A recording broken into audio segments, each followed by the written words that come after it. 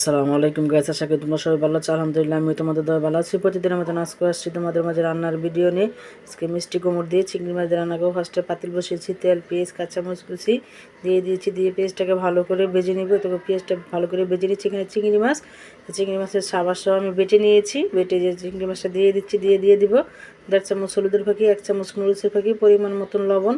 তোমরা জানো আমি ইলিশ মাছে চিংড়ি মাছে আদা রসুনের পেস্ট খাই না, তোমাদের ভালো লাগলে তোমরা খেতে পারো। আর এভাবে করে রান্না করে মিষ্টি কুমড় খেয়ে দেখো, ইনশাল্লাহ অনেক অনেক ভালো লাগবে, মুখে লেগে থাকবে। আর কী খাবো গাইস, মিষ্টি কুমড়ো অনেক দাম, কেজি 60 টাকা। অল্প একটু মিষ্টি কুমড়ো আনেছি, তোমার একদম অল্প করে দেখলে তোমরা বুঝতে পারতেছো। তাও 60 টাকা নিয়েছে, সবজির তো অনেক দাম।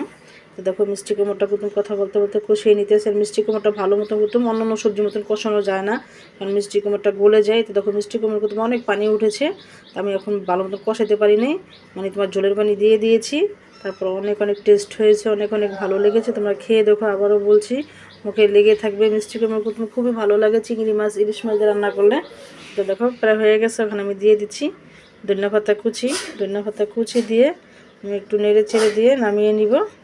এতে দেখো ধনিয়া পাতা কুচিটা দেওয়া হয়ে গেছে।